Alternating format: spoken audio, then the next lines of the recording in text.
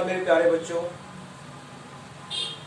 कल की वीडियो में आपने कक्षा 6 के प्रश्नावली 1.1 के बारे में समझा था। मेरे प्यारे बच्चों, आज हम शुरुआत करेंगे क्लास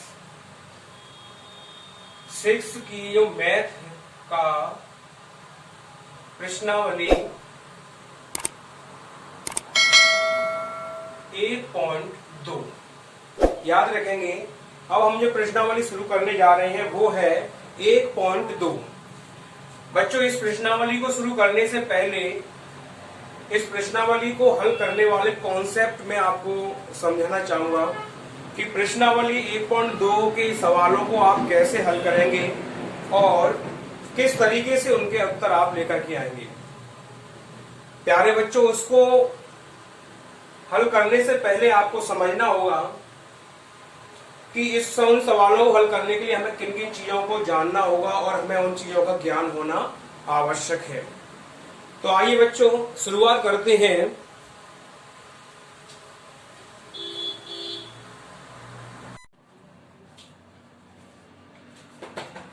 तो प्यारे बच्चों, उन सवालों को हल करने से पहले आपको मैं कुछ नई चीजें सिखाऊंगा।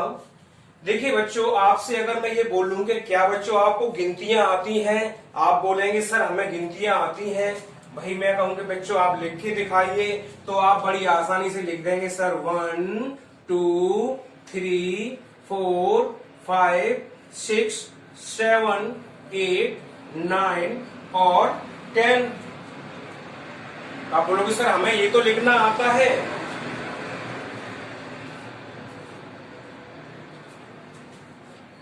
अब बच्चों आपने 10 तक लिख ली, तो एक चीज ध्यान रखना बच्चों कि ये गिनतियां जो आप देख रहे हैं, ये गिनतियां आपकी इंग्लिश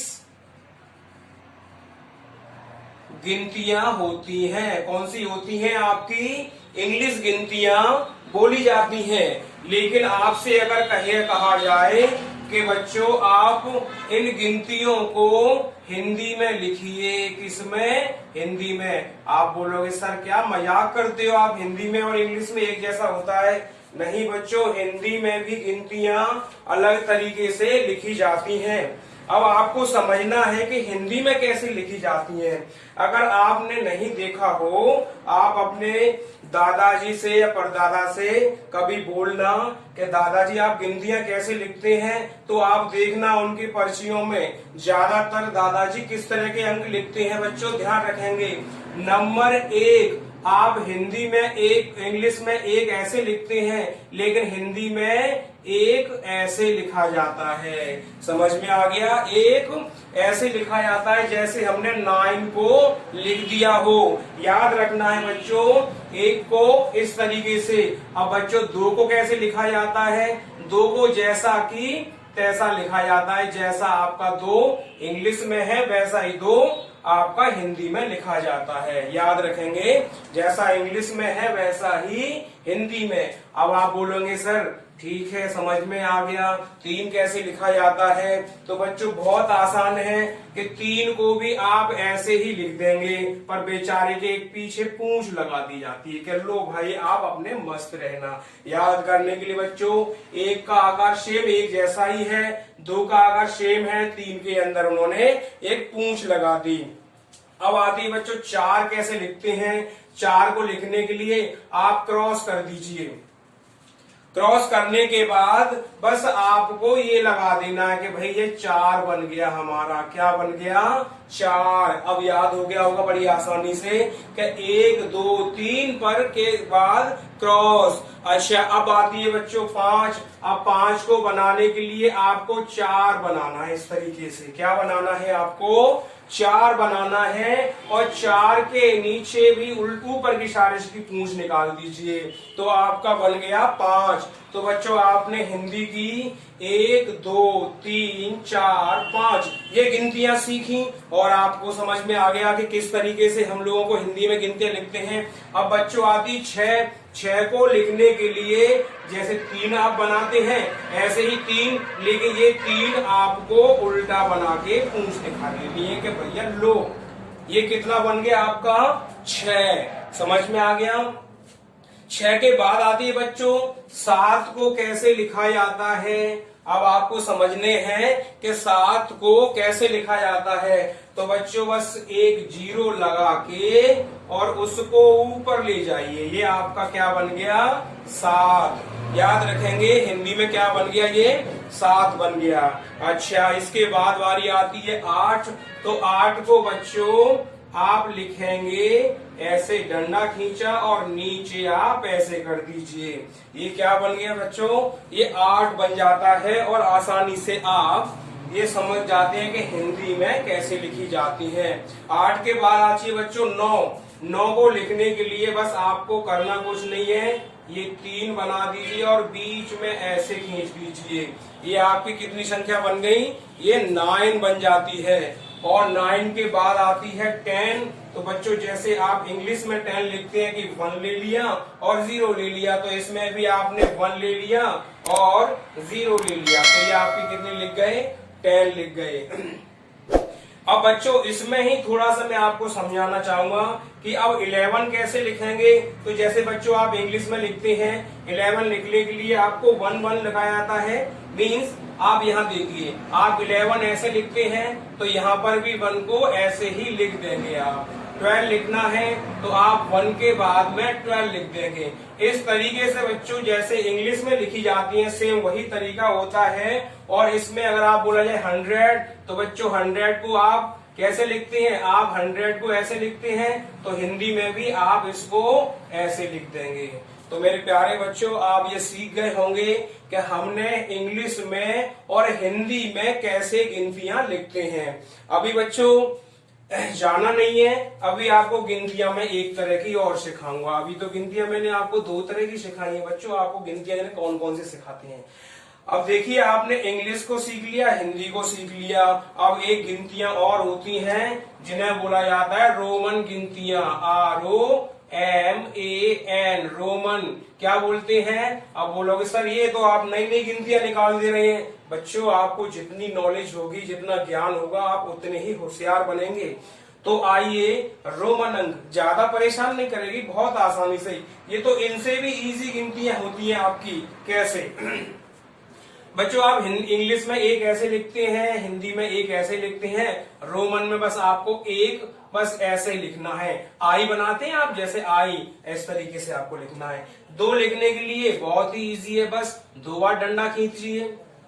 3 लिखने के लिए 3 बार करना है। बताओ है कि नहीं इजी। आप खामेगा डर रहे कि सर कैसे करेंगे, समझ में आ गया। अच्छा, इसके बाद अब बारी आती है 4 की। तो 4 के लिए क्या है, 1 आई ले लिया और 1 वी रख दिया, क्या परेशानी है, आराम से बन गया। अब बोला जाता है 5 में भैया आप 1 ही वी रख दो, कह लीजिए। बोला जाएगा 6। अब बताइए 5 तक अगर आपको गिनतियां आ गई, इसके बाद 6 में क्या करना है आपको, वी यानी ये 5 और 1 ये 6 हो गया। बताइए यहां तक आपको याद करना है बस, 1 2 3 4 5, बहुत आसान हो गया याद करना। अब इसके बाद आपसे बोला गया कि भाई 6 के बाद 7, तो ये 5 6 7, यानी ध्यान रखेंगे ये 5 है तो 5 6 7। अब 8 की बोला जाए तो 8 बच्चों ऐसे 5 6 7 8। अब बच्चों आती 9 पर थोड़ा सा बदल जाता है, 9 पर थोड़ा सा बदल जाता है, क्योंकि बच्चों ध्यान रखना ये 10 होता है। कितना होता है, ये 10, लेकिन इससे पहले अगर आपने ये आई लगा दिया तो ये 9 बोला जाएगा और 10 के लिए आप ये X लगा देंगे। तो बच्चों कितना आसान है, आपको यहां तक याद रखना है, उसके बाद सब कुछ बहुत उसी तरीके से। तो आप 1 2 3 4 5 तक याद रखेंगे, उसके बाद फिर आ गया उसी तरीके से। अगर बच्चों आपसे बोला जाए कि बच्चों 11 लिखिए, तो जैसे आप इसमें लिखते थे 11 लिखने के लिए आप जानते हैं कितना है 10, 11 लिखना है आपको, तो 10 के बाद फिर 1, 12 के लिए आप फिर ये, 13 के लिए आप वही X, इस तरीके से बाकी सब वही की वही आपको रखना है। अब लेकिन बच्चों आपको यहां समझना है कि यहां जब आप लगातार लिख देते हैं तो बारी रुक जाती है आपकी 40 पर। कहां रुक जाती है, 40 पर आगे रुक जाती है, क्योंकि 40 पर थोड़ा सा बदल जाता है। क्योंकि बच्चों एक चीज याद रखना कि आपको मालूम है ये 10 होता है, ये 20 हो गया, ये 30 हो गया। अगर इसके बाद 1 और लगा दिया तो कितना बोला जाएगा, ये 31 बोला जाएगा, क्योंकि 10 10 10 और 1। तो इस तरीके से आप इसको लिखते जाएंगे तो ये 32 इस तरीके से लिखते हुए बच्चों आप कहां तक आएंगे, हम नीचे आते हैं। अब याद रखना है आपको जो 40 लिखना है वो आपको ऐसे नहीं लिखना है जैसे कि आपने कहा कि 10 10 10 और फिर आपने लगा दिया। बच्चों इस रोमन अंकों की एक विशेषता होती है, वो विशेषता ये है कि इसके अंदर कभी भी एक अंक को 3 से अधिक बार रिपीट नहीं करते हैं। इसमें एक अंक को 3 से अधिक बार रिपीट नहीं करते हैं कि आप रोमन अंक के अंदर आपको ये पता है कि अगर मैं बच्चों आपसे ये बोलूं कि 1 कैसे लिखना है तो आप बड़ी आसानी से बता देंगे, 2 कैसे लिखना है तो आप बड़ी आसानी से बता देंगे कैसे लिखना है, 10 कैसे लिखना है तो आपको ये भी पता है कि 10 को हम कैसे लिखेंगे, आप 10 को ऐसे लिखेंगे। बच्चों 20 को कैसे लिखेंगे, 2 बार कर देंगे। 30 को कैसे लिखेंगे, ऐसे कर देंगे आप। 40 को कैसे लिखेंगे, बस यही आपको थोड़ा समझना है कि 40 को कैसे लिखा जाता है। बच्चों 40 को लिखने से पहले आपको ये पता है कि 31 कैसे लिखा जाता है, तो ये आपको पता है। 31 आप ऐसे हाल बता देंगे। 32 कैसे लिखेंगे, आप हाल बता देंगे। मैंने कहा 39 कैसे लिखना है तो आप हाल बता देंगे कि 39 हो गया। लेकिन बच्चों 40 पर याद रखना, आप ये गलती नहीं करना है कि आपने 4 बार ऐसे 10 लिख दिया और आपका 40 हो गया, गलत हो जाएगा बच्चों। क्योंकि इतनी बड़ी संख्या से बचने के लिए हम लोगों को सिर्फ 10 के साथ में एल लगा देना है। यहाँ याद रखेंगे 10 के साथ में एल लगा देना है तो आपका कितना हो गया, 40। कितना हो गया, 40 हो गया। अच्छा बच्चों 40 के बाद आपसे मैं कहूं कि 41 लिखिए तो आप कैसे लिखेंगे। 41 लिखने के लिए बच्चों आप क्या करेंगे, आपको ये पता है 40 कैसे लिखते हैं। 40 आपका ये हो गया, 41 42 देखिए ये 42 हो गया। अब बच्चों आप इस तरीके से मैं कहूं लिखते जाइए। 50 कैसे लिखा जाएगा, 50 के लिए सिर्फ ये संख्या लिखी जाती है, ये 50 को बताती है। समझ में आ गया। अब आपसे बोलूं बच्चों 51 लिखिए, फिर वही 51, फिर 52 लिखिए, 52। आप समझ रहे हैं बच्चों, स्क्रीन पर ध्यान से देखिए। 53, फिर आपको वही 3 डंडे जैसे 1 2 3 लगाते हुए जाते हैं उस तरीके से लिखते जाइए तो आपके सामने ये संख्याएं भी लिखती जाएंगी। अब मैं आपसे बोलूं कि बेटा 60 लिखिए तो आप क्या करेंगे, याद रखना बच्चों ये कितना है, 50। 50 के बाद बस आपको क्या जोड़ना है, याद रखना ये मैंने 50 लिखा और ये 10 जोड़ दिया, ये कितना हो गया 60। मैं कहूँ 70 लिखिए तो आपने 50 लिखा, ये 2 बार 10 जोड़ दिया, 70 हो गया। अगर मैं बोलता हूं बच्चों आपसे, एक सेकंड बच्चों उठा रहा हूं थोड़ा सा चलेगा। अगर मैं आपसे बोलूं 80 लिखिए तो 80 के लिए क्या करेंगे, आपने कहा सर 50 में लिख दिया, फिर जी हमने 10 लगा के 60 कर दिया, फिर 10 लगा के 70 कर दिया, फिर 10 लगा के 80 कर दिया। अब मैं बोलूं 81 लिखिए तो आप 81 कैसे लिखेंगे, आपका सेम वही तरीका रहेगा जैसे आपने अभी तक गिनतियों को बना बना के लिखा था। लेकिन बच्चों मैं आपसे बोलूं कि 50 के 82 के बाद 89 आप जानते हैं, 89 आप ठीक उसी तरीके से लिखेंगे जैसे 9 को लगा के लिखते थे। अगर मैं बोलूं बच्चों 90 लिखिए, अब आपको यही होशियार हो जाना है बच्चों। यहाँ पर आप ऐसा मत कर देना कि ये लिया कि सर 50 हो गया, एक लगाया 10 तो 60 हो गया, फिर 10 लगाया 70 हो गया, फिर 10 लगाया 80 हो गया, फिर 10 लगाया तो 90 हो गया, गलत हो जाएगा बच्चों। अब आपको करना क्या है, याद रखना यहाँ पर करना वही है कि जब आप 90 को लिखेंगे तो यहाँ पर फिर वही 10 के साथ में आपको लिखना है C, जो आपका 100 की तरफ इंगित करता है। तो ये कितना हो गया आपका 90। अब बच्चों आपसे बोलो 91 लिखिए तो आप वही ये 91, मैं कहूँ 92 लिखिए तो ये 92, मैं कहूँ 93 लिखिए आपका तो ये 93, 3। तो बच्चों इस तरीके से आप लिखते हुए चले जाएंगे और लास्ट में जब 100 लिखेंगे, मैं कहूँ बच्चों 100 लिखिए, तो 100 के लिए आपको क्या लिखना है, सिर्फ C। तो यहाँ पर क्या हो गया, 100 हो गया। अब बस बच्चों आपको बस यही पूरी गिनतियों में रिपीटेशन रखना है। अब आपको यहाँ अच्छी तरीके से समझना है, जिससे कि रोमन अंक में खत्म करूं, ज्यादा बड़ी वीडियो नहीं बन जाए, इसलिए मैं जल्द से जल्द फ्री कराने की कोशिश करता हूं। आपको ये पता है कि बच्चों 10 को कैसे लिखा जाता है, ऐसे। बच्चों आपको ये पता है 50 को कैसे लिखा जाता है, आपको पता है ऐसे। 100 को कैसे लिखा जाता है, ऐसे।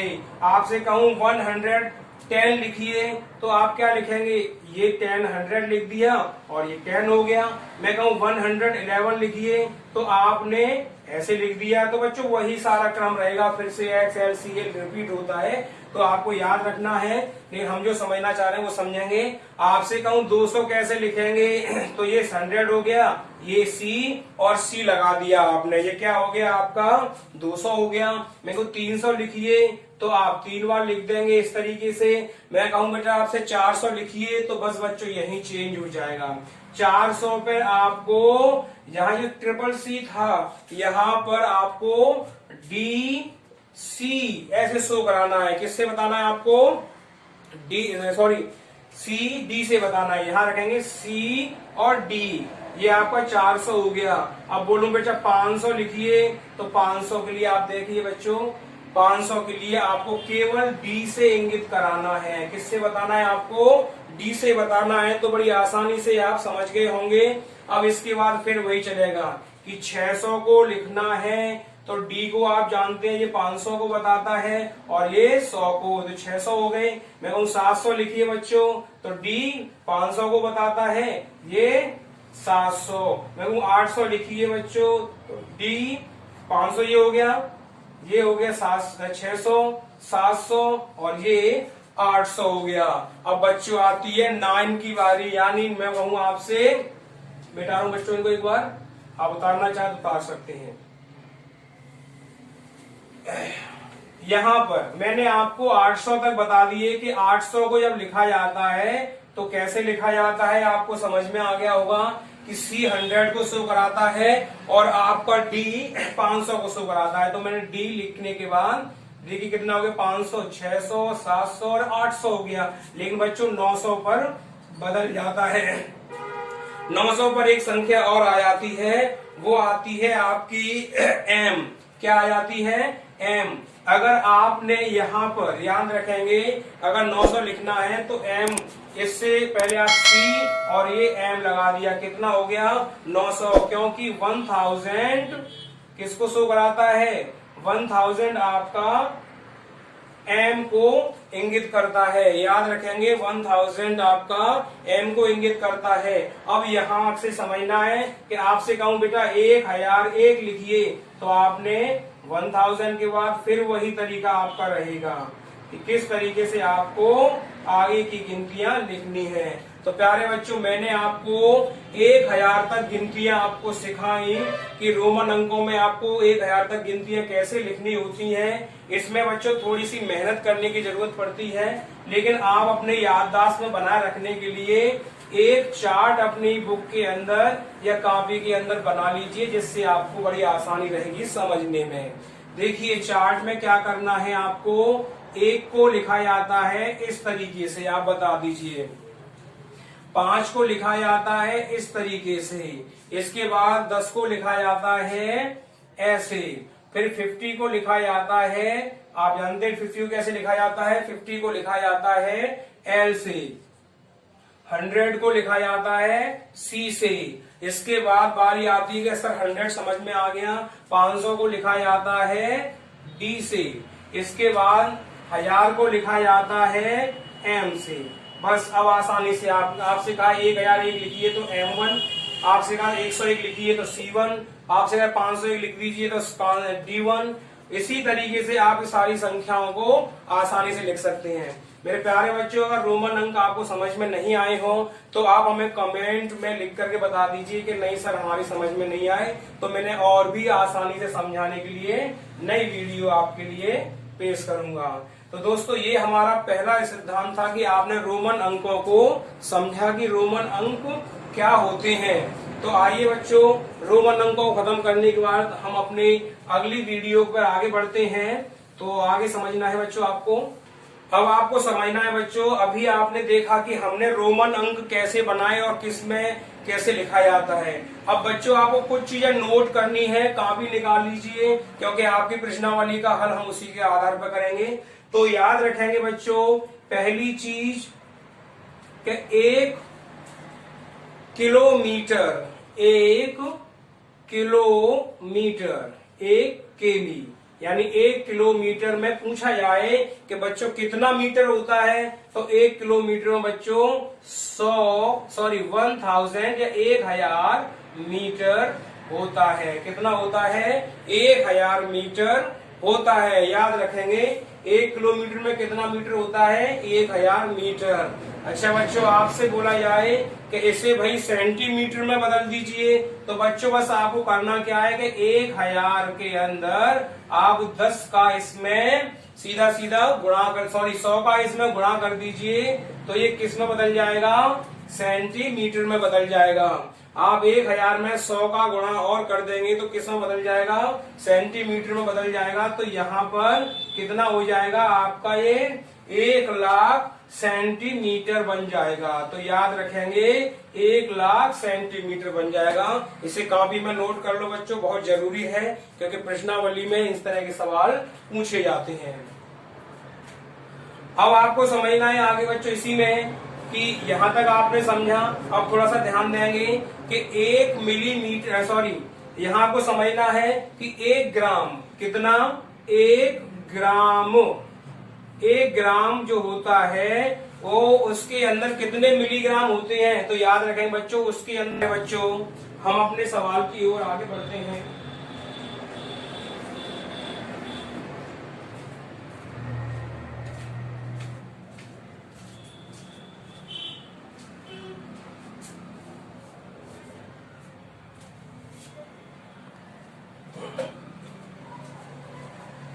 तो आइए शुरू करते हैं हम बच्चों। हमारा पहला सवाल है कि रिक्त स्थानों की पूर्ति कीजिए। आपका पहला सवाल क्या है कि रिक्त स्थानों की पूर्ति कीजिए। तो रिक्त स्थानों में बच्चों पहला सवाल है आपका कि 1000 में कितनी दहाई होती है? 1000 में कितनी दहाई होती है? तो याद रखना बच्चों 100 दहाई होती है। कितनी होती है? 100 दहाई होती है। याद रखेंगे 100 दहाइयां होती हैं। दूसरा सवाल है आपका कि 1,00,000 में कितना? एक फिर लिखा हुआ है लाख, उसके बाद डॉट डॉट लगा हुआ है और फिर लिखा हुआ है करोड़। तो बच्चों आप जानते हैं, सॉरी, 100 लाख लिखा हुआ है सवाल में। 100 लाख में कितना होता है बच्चों? 100 लाख में 1 करोड़ बनता है। याद रखेंगे 100 लाख से 1 करोड़ बनता है। अच्छा, अगला है इसके अंदर, अगला सवाल है कि 1 किलोग्राम में, 1 किलोग्राम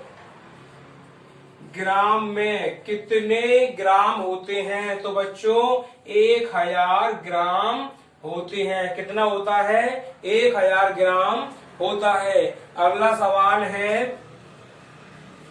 कि 100 सेंटीमीटर में कितने मीटर बनते हैं बच्चों?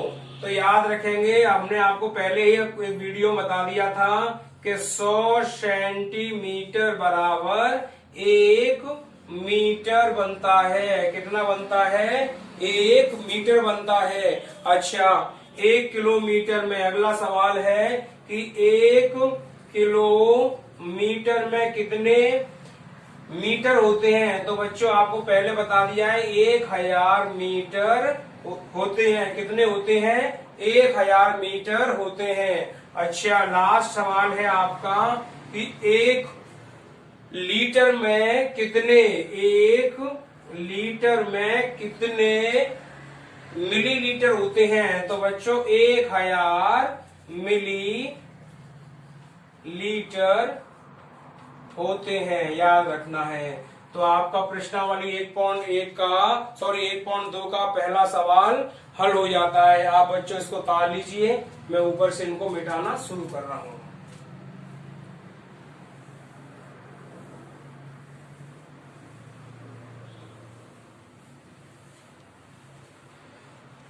अब बच्चों दूसरा सवाल है जो लिखित में है और आपको दिमाग से सोचना है और समझना है कि किस तरीके से इन सवाल को हल किया जाएगा।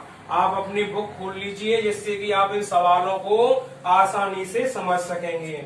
देखिए सवाल में लिखा हुआ है कि लोकसभा चुनाव में, लोकसभा चुनाव का मतलब होता है बच्चे आप वोट डालने के लिए जाते हैं, उन्हीं को चुनाव बोला जाता है कि लोकसभा चुनाव में विजयी, विजयी का मतलब होता है जीतने वाला प्रत्याशी। जो व्यक्ति जीत जाता है उसे विजयी प्रत्याशी बोला जाता है। जीतने वाले प्रत्याशी को 6,42,312 वोट मिले और उसमें उसने अपने निकटतम प्रतिद्वंदी, निकटतम प्रतिद्वंदी का मतलब होता है जो उसके साथ में लड़ रहा था। बच्चों जैसे कि दो पार्टियां होती हैं, दोनों पार्टियों में अपनी अपनी लगी रहती है कि कौन जीतेगा कौन हारेगा, तो बस वही पूछा जा रहा है। प्रतिद्वंदी के सामने लड़ने वाला व्यक्ति जो है उसे प्रतिद्वंदी बोला जाता है। तो सवाल क्या कह रहा है कि उसने अपने निकटतम प्रतिद्वंदी को 65,368 वोटों से हराया। तो बताइए निकटतम प्रतिद्वंदी को कितने वोट मिले। तो दोस्तों सवाल नंबर 2 में क्या कह रहा है, याद रखना है कि विजयी प्रत्याशी, क्या बोला है, विजयी प्रत्याशी को वोट मिले। कितने वोट मिले बच्चों, याद रखेंगे कितने वोट मिले। उसको वोट मिले थे 6,42,312 वोट। कितने मिले, 312 वोट मिले। और क्या कह रहा है कि निकटतम प्रतिद्वंदी जो उसके सामने था उसको कितने वोटों से हराया है। तो लिखना है प्रतिद्वंदी को जो हराया है, प्रतिद्वंदी को हराया। कितनों से हराया है बच्चों, ध्यान देंगे। उसने हराया है 65,318 से। कितने से हराया है, 65,318 से। तो ये कह रहा है कि जो हार गया है बच्चों, ध्यान रखना, इसमें हारने वाले को कितने वोट मिले।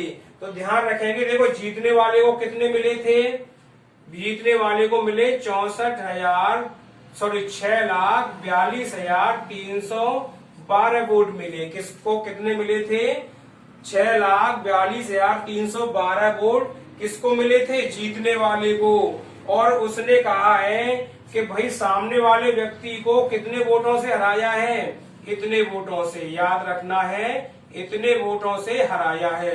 तो बच्चों इसको जो वोट मिले हैं उसमें से उन वोटों को घटा दो जो वोटों, जितने वोटों से उसने हराया है। तो ये वोट आपको घटा देने हैं। क्या कर देना है, घटा देने हैं। तो घटाने के लिए आप जानते हैं कि आप चाहे इस तरीके से घटा लीजिए और चाहे आप इस संख्या को नीचे ला करके घटा लीजिए। घटाना आपको आता ही होगा। चलो फिर भी मैं आपके सामने इसको घटा करके दिखा देता हूं कितने वोट मिले थे उसको। ये देखिए, तो मैंने यहां पर आपको यह पता लगाना है कि जो सामने वाला जो हार गया है उसे कितने वोट मिले। तो बच्चों याद रखना है, जीतने वाले प्रत्याशी को वोट मिले 6,42,312। उसमें से जितने वोटों से हराया है उनको आप घटा देंगे। घटा देने के बाद जो आपकी संख्या या वोट निकल के आते हैं वो है आपके 5,76,994। तो दूसरे वाले प्रतिद्वंदी को कितने वोट मिले थे, 5,76,994 वोट मिले थे। तो ये आपका दोस्तों क्या होगा प्यारे बच्चों, आंसर होगा। आप इसे उतार लीजिए। अगर आपको ये समझ में नहीं आया है तो आप हमें कमेंट बॉक्स में लिखिए, जिससे कि हम फिर से समझा देंगे।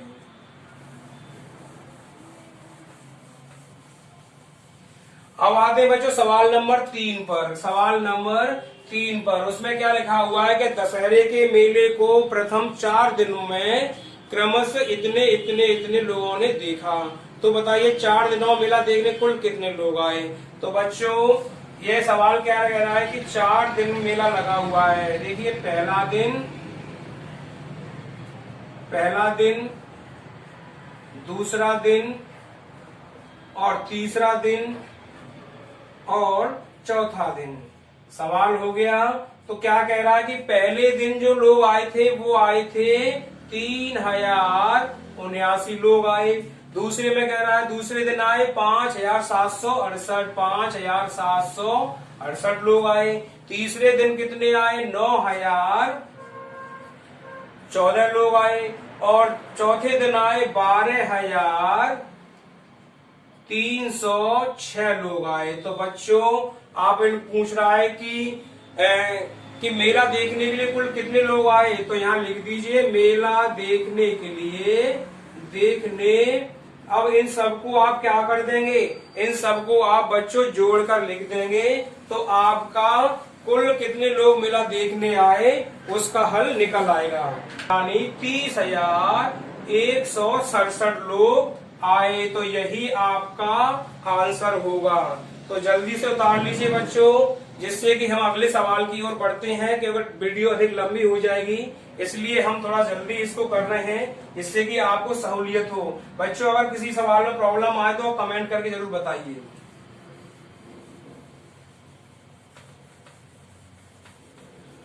तीसरे के बाद चौथा सवाल है बच्चों, याद रखेंगे। चौथे सवाल की बात करते हैं कि एक क्रिकेट खिलाड़ी ने टेस्ट क्रिकेट में 15,030 रन बनाए।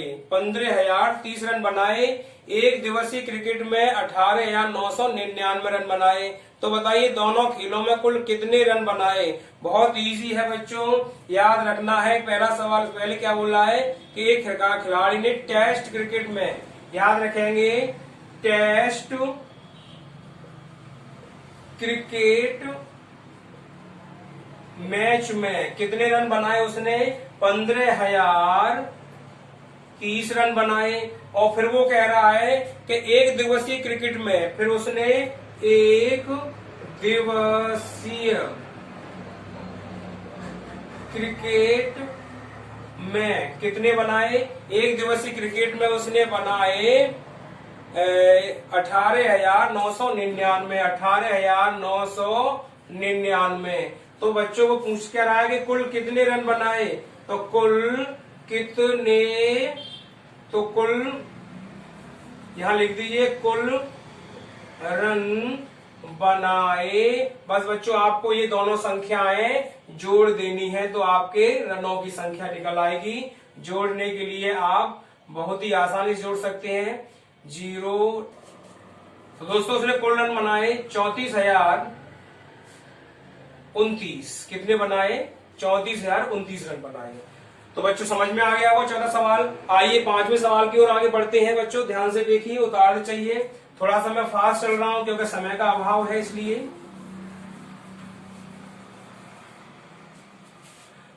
अगला सवाल है पांचवा सवाल कि 5, 3, 9, 7 और 4 में से प्रत्येक का केवल एक बार प्रयोग करते हुए बनाई जा सकने वाली सबसे बड़ी व सबसे छोटी संख्याओं का अंतर ज्ञात कीजिए। क्या कह रहा है वो कि 5, 3, 9, 7 और 4 में से प्रत्येक का केवल एक बार प्रयोग करते हुए बनाई जा सकने वाली सबसे बड़ी संख्या, बड़ी और सबसे छोटी संख्या। तो बच्चों बहुत इजी सवाल है, ज्यादा हार्ड नहीं है। देखिए आपको सबसे पहले संख्या को लिख लेना है 5, 3, 9, 7 और है आपकी 4। तो सबसे पहले हम बनाएंगे सबसे बड़ी संख्या। क्या बनाएंगे सबसे बड़ी संख्या। आपको बच्चों आरोही और अवरोही क्रम याद है अच्छी तरीके से। हाँ, तो सबसे पहले आप इसको अवरोही क्रम में लिख दीजिए। क्या लिखना है अवरोही क्रम में। तो आप ध्यान दीजिए सबसे बड़ी संख्या 7, 7 नहीं है, सबसे बड़ी संख्या 9, इसके बाद छोटी 7, इसके बाद छोटी 5 और इसके बाद छोटी 4 और इसके बाद छोटी 3। समझ में आ गया बच्चों। अब क्या पूछ रहा है, सबसे बड़ी संख्या हमने निकाल दी, अब सबसे छोटी संख्या निकाल दीजिए। तो सबसे छोटी संख्या क्या निकालनी है आपको, सबसे छोटी संख्या। अब बच्चों उसी ऊपर वाली लाइन को आप अवरोही क्रम में रख दीजिए। अवरोही क्रम में आप जानते हैं छोटी संख्या, फिर इससे बड़ी, फिर इससे बड़ी, फिर इससे बड़ी, फिर इससे बड़ी। अब क्या पूछ रहा है, दोनों में अंतर ज्ञात कीजिए। तो बच्चों जब भी कभी अंतर ज्ञात करना हो आप घटाव करके लिख दीजिए। तो यहाँ क्या लिखना है, दोनों में अंतर होगा कितना, दोनों में अंतर कितने का होगा बच्चों, आप घटा के तुरंत बताइए जब तक मैं। तो बच्चों इनमें अंतर आएगा आपका 62,964 का। तो ये आपका दोस्तों मेरे प्यारे बच्चों सवाल का जवाब हो जाता है। इसके बाद आते हैं बच्चों हम अपने 6वें नंबर के सवाल की ओर। ध्यान रखेंगे, मिटा रहा हूं, आप देखते चलिए। अब हमारा सवाल है 6वें नंबर के सवाल पर आते हैं हम। सवाल नंबर 6 पर ध्यान देंगे। क्या कह रहा है वो, कि स्वरोजगार समूह के सदस्य, स्वरोजगार समूह के सदस्य प्रतिदिन 1385 पापड़ बनाते हैं। तो बताइए अगस्त माह में कुल कितने पापड़ बनेंगे। बच्चों याद रखना प्रतिदिन, अब देख लो समझना है। स्वरोजगार समूह के सदस्य प्रतिदिन, तो याद रखेंगे प्रतिदिन पापड़ कितने बनते हैं, प्रतिदिन पापड़ बनते हैं बच्चों 1385 पापड़ रोजाना बनाए जाते हैं। तो अब आपको ये बताना है कि केवल अगस्त में, किस महीने में, तो अगस्त में अब पूरी अगस्त पापड़ अगर बनाए जाते हैं तो कितने पापड़ बनेंगे। तो बच्चों आपको मालूम है अगस्त महीना जो होता है उसमें कितने दिन होते हैं, अगस्त में होते हैं बच्चों 31 दिन। कितने होते हैं, 31 दिन। बस तो बच्चों आपको इनका गुणा कर देना है और आपका जवाब निकल आएगा। तो जब तक अपनी कॉपी पे इसका गुणा कीजिए।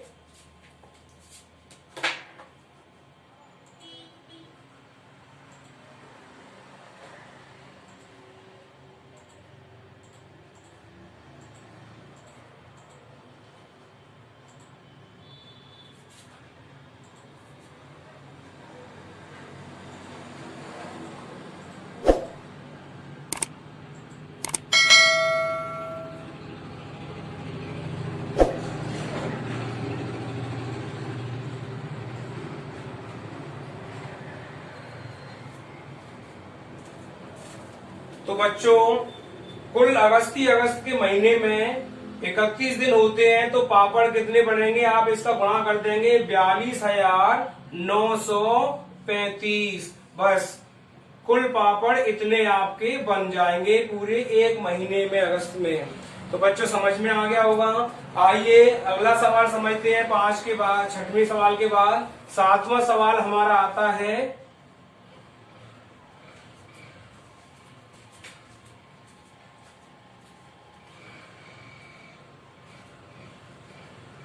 तो 7वें सवाल को समझते हैं। 7वां सवाल क्या है बच्चों का, 1 घंटे में एक हवाई जहाज 685 किलोमीटर की दूरी तय करता है।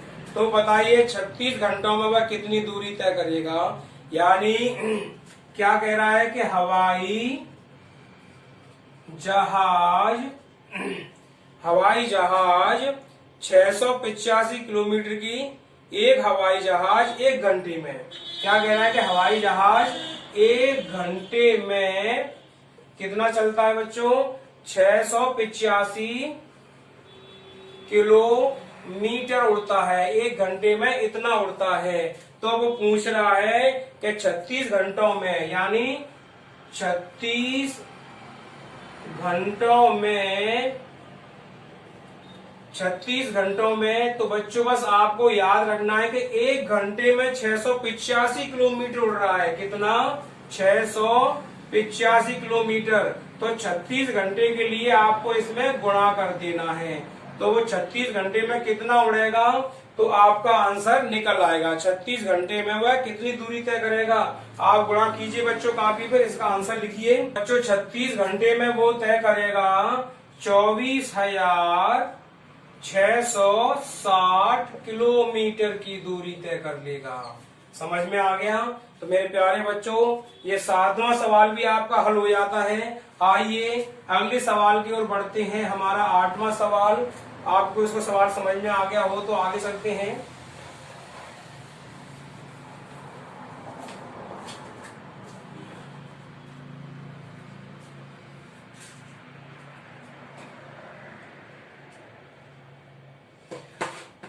आठवां सवाल है बच्चों कि एक व्यापारी ने 150 टेलीविजन सेट खरीदने के लिए 18,57,750 रुपए का भुगतान किया।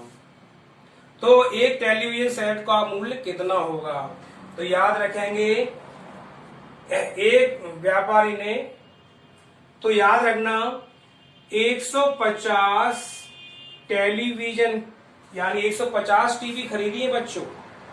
150 टीवी खरीदी है तो उसने कितना रुपया दिया है? 18,57,750 रुपए। कितना दिया है? इतना रुपया दिया है। अब आपसे वो पूछ रहा है कि एक टेलीविजन का यानी एक टीवी का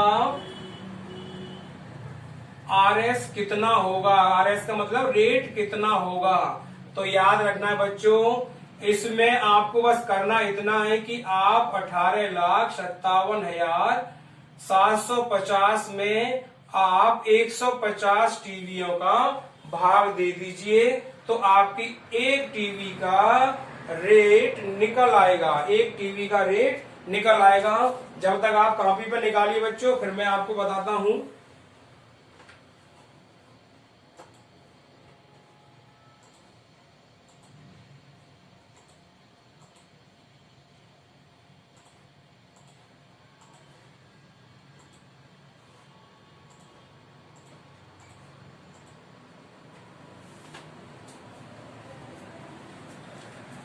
तो बच्चों एक चीज और याद रखना आप कि जब भी आप भाग करने चाहें तो भाग में एक चीज देख लेना कि लास्ट में अगर 0 हो तो 0 से 0 को आप हटा दीजिए। इस तरीके से बिल्कुल हटा सकते हैं बच्चों 0 से 0 को। अब आपके लिए भाग और भी आसान हो जाता है। तो दोस्त प्यारे बच्चों, हमने अभी एक टीवी का रेट निकाला था। जब आप 18,57,750 में 150 का भाग देंगे तो आपका जो टीवी का रेट है वो 12,385 रुपए की एक टीवी बनती है।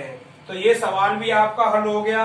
आपको दोस्तों समझ में आ गया होगा। यहाँ ये 0 से 0 काट दिया जाता है तो फिर 15 का भाग देना है। आपको भाग करने के नियम पता होना चाहिए पहले से ही।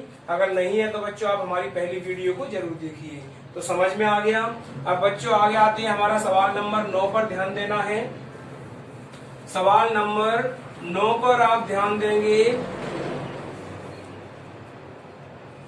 सवाल नंबर 9 को समझना है कि एक विद्यार्थी ने 5,068 को 53 के स्थान पर 36 से गुणा कर दिया। तो बताइए उत्तर सही उत्तर में कितना कम था?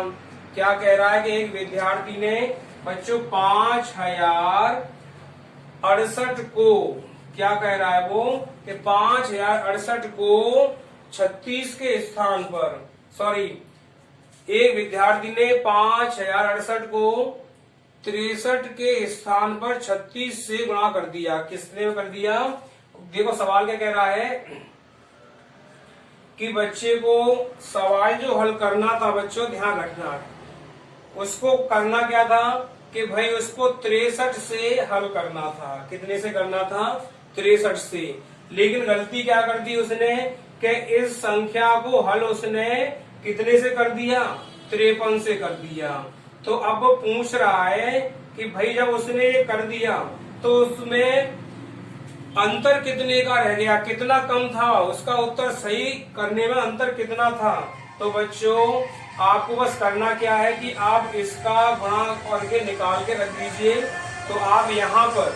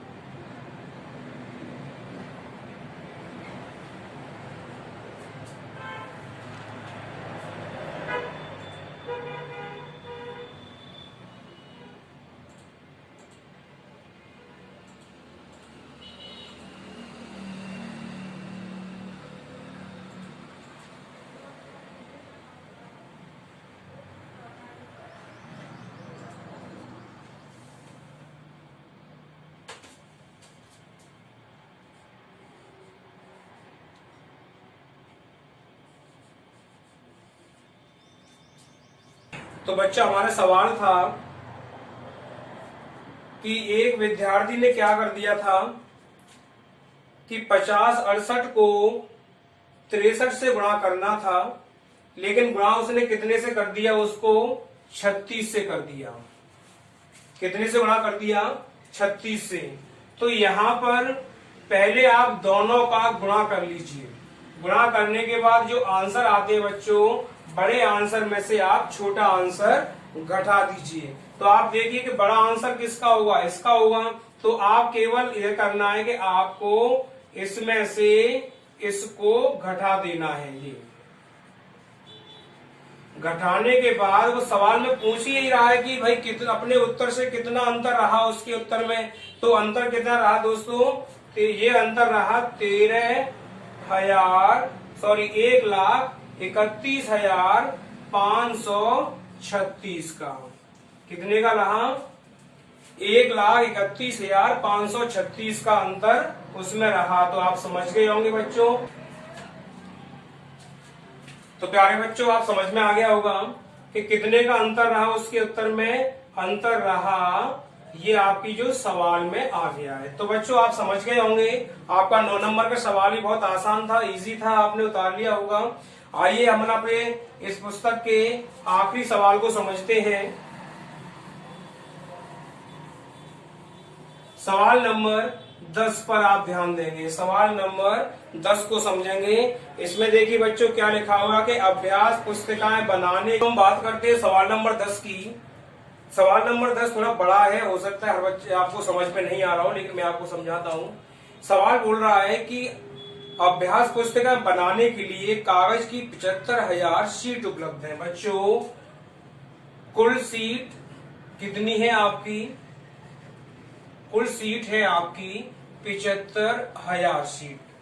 बच्चों 75,000 शीट हैं और वो क्या कह रहा है कि प्रत्येक सीट से अभ्यास पुस्तिका के 8 पृष्ठ बनते हैं। यानी एक अभ्यास पुस्तिका 8 पेजों से बनती है। कितने बनती है? 8 पेजों से बनती है। अब आपको ये कह रहा है कि प्रत्येक अभ्यास पुस्तिका में 200 पृष्ठ हैं। यानी प्रत्येक अभ्यास पुस्तिका में 200 पृष्ठ हैं, 200 पेज हैं। अब क्या कह रहा है वो सवाल कह रहा है कि कागज की उपलब्ध सीट से कितनी किताबें बनाई जा सकती हैं। यानी इन 75,000 शीट से कितनी किताबें बनाई जा सकती हैं। तो प्यारे बच्चों पहले आपको कुल पेजों की संख्या निकालनी होगी। तो कुल पेजों की संख्या आपको निकालनी है कि 75,000 सीट हैं और एक सीट में 8 पेज हैं। तो कुल कितने पेज आपके निकल के आ जाते हैं? तो कुल कितने पेज आपके निकल के आते हैं? तो बच्चों यहां पर कुल पेज हम आपको निकालते हैं 58 40 8 56 और 56 57 58 59 60। तो यहाँ पर आपके कुल पेज हो जाते हैं 6 लाख पेज। तो बच्चों को पूछ रहा है कि उपलब्ध कागज की सीट से कितनी अभ्यास पुस्तिकाएं बनाई जा सकती हैं। तो बच्चों कुल पेज हमारे कितने हैं? 6 लाख पेज हैं आपके यहाँ पर, और 6 लाख पेज हैं तो आपको सीधा इसमें भाग दे देना है कितने की? 200 का, क्योंकि प्रत्येक अभ्यास पुस्तिका में कितने पेज होते हैं? इतने। तो आपको टोटल पुस्तकें जो आपकी निकल के आएंगी, मैं आपको पहले ही बता चुका था कि 0 से 0 आप काट दीजिए तो टोटल कितनी हमारी निकल के आया आपका? 3,000। तो याद रखेंगे दोस्तों, यहाँ पर प्यारे बच्चों 3,000 पुस्तिकाएं बनाई जा सकती हैं। कितनी? 3,000 पुस्तिकाएं बनाई जा सकती हैं। तो प्यारे बच्चों आपको समझ में आ गया होगा कि इस सवाल को कैसे हल करना है। आप इसे उतार लीजिए। आगे आते हैं हमारा सवाल नंबर 11, जो इस प्रश्नावली का आखिरी सवाल है, जिसके बाद आपकी ये प्रश्नावली भी कंप्लीट हो जाती है। तो बच्चों 11वें नंबर इस प्रश्नावली का हमारा आखिरी सवाल बहुत ही इजी और आसान सवाल है। सवाल है कि किसी होटल में 15 लीटर दूध उपलब्ध है। कितना है याद रखेंगे। कुल दूध आपका है वहां पर, एक सेकंड बच्चों, होटल में कुल दूध है आपका 15 लीटर। कितना है 15 लीटर। प्यारे बच्चों अब वो कह रहा है कि एक कप चाय बनाने के लिए कितना दूध खर्च हो जाता है। एक कप दूध बनाने के लिए 25 मिलीलीटर दूध चाहिए होता है। कितना 25 मिलीलीटर। बच्चों एक चीज याद रखना कि ये 25 मिलीलीटर कम होता है और ये अधिक होता है। तो आपसे वो पूछ रहा है कि इसमें से कुल कितनी चाय बनाई जा सकती है। तो सबसे पहले आपको इसमें भाग दे देना है। तो ये हमारा 15 लीटर और नीचे हमारा आ जाता है 25 मिलीलीटर। लेकिन बच्चों ये आपका भाग नहीं लग पाएगा। क्यों नहीं लग पाएगा कि या तो इसे आप मिलीलीटर में बदलना होगा या फिर इसको मीटर में बदलना होगा। अगर इसको आप मिलीलीटर में बदलते हैं तो 1000 का आप इसमें क्या कर देंगे, भाग गुणा कर देंगे। या फिर इसको बदलना है तो इसके आगे आप 0 लगा दीजिए और पॉइंट रख दीजिए। अब आपको जैसा अच्छा लगता है उस तरीके से आप कर सकते हैं। तो मैं यहाँ पर आपके सामने 1000 का इसमें मल्टीप्लाई कर देता हूं, जिससे कि ये भी मिलीलीटर में बदल गया आपका और ये पहले से ही मिलीलीटर है आपका। तो बच्चों मैं इसको जब हल करूंगा तो पहले मुझे वहां पर गुणा करना होगा। इन दोनों का गुणा करने के बाद अब इसका मैं इसमें भाग दे दूंगा मैं। अब भाग देने के बाद बच्चों आप जानते हैं कि 600 इसका रिजल्ट निकल के आएगा, जो कि हमारा इस प्रश्नावली के आखिरी प्रश्न का सही उत्तर होगा। तो बच्चों आज की इस वीडियो में मुझे विदा दीजिए। अगर आपको इस प्रश्नावली के अंदर किसी सवाल से संबंधित कोई परेशानी या टिप्पणी है तो आप हमें कमेंट बॉक्स में करके बता दीजिए कि आपको क्या समझ में नहीं आया और क्या प्रॉब्लम आ रही है। तो बच्चों मिलते हैं आपको अगली वीडियो के साथ में आपकी नई प्रश्नावली के साथ। तब तक के लिए हमें इजाजत दीजिए। घर पर रहिए, सुरक्षित रहिए, अपने बड़ों का कहना मानिए। तब तक के लिए हमें इजाजत दीजिए। गुड बाय बच्चों, नमस्कार।